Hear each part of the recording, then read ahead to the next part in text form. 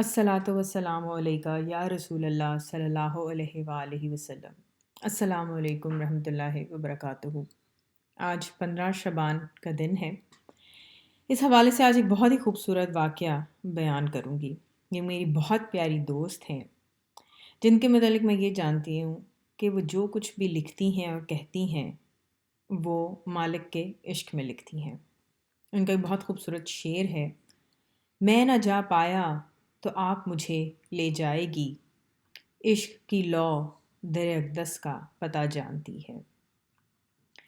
وہ کہتی ہیں یہ اس زمانے کی بات ہے جب گنبد خضرا کو دیکھتے دیکھتے راتیں گزرتی تھیں۔ دل میں تڑپ، شوق ہر وقت مچلتا رہتا تھا، لیکن مسجد نبوی صلی اللہ علیہ وآلہ وسلم تک حاضری کا شرف حاصل نہیں ہوا تھا۔ انسان خواہشات کا پتلا ہے، اور جس در سے لگاؤ ہو یقین ہوتا ہے کہ سب کچھ وہیں سے ملے گا۔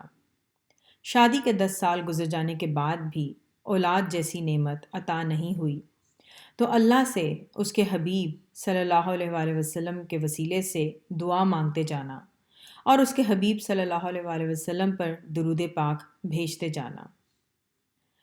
اور کیا کہہ سکتا ایک ایسا انسان جس کا سارا محور بس آپ صلی اللہ علیہ وآلہ وسلم کی ذات مبارکہ تھی۔ کوئی جانے والے مدینے جاتے تو دل میں کسک جاگتی کہ کاش مجھے بھی موقع ملے۔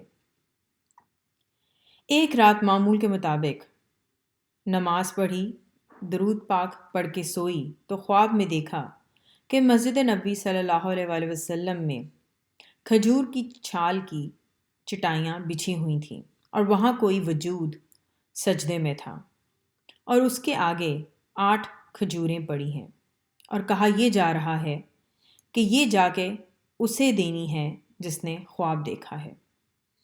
میری آنکھ کھلی تو اس وقت آدھی رات کا وقت تھا۔ فوراً خیال آیا کہ میرے کچھ رشتہ دار جو کہ تعداد میں 4 ہیں وہ عمرہ کرنے کے لیے گئے ہوئے ہیں۔ میں نے فوراً فون اٹھایا اور انہیں کہا کہ مجھے اجوا کھجوریں چاہیے، وہ بھی 8۔ اگر کوئی آپ کو میرے لیے دے یا آپ کو کوئی دے تو لے آئیے گا۔ انہوں نے کہا کہ ہم تو سامان پیک کر چکے، لیکن پھر بھی دیکھتے ہیں۔ بقول ان صاحب کے کہ میں نے گروپ کے سب لوگوں کو کہہ دیا کہ جو جو نماز ادا کرنے جائے کھجوریں ڈھونڈ کے ضرور لائے۔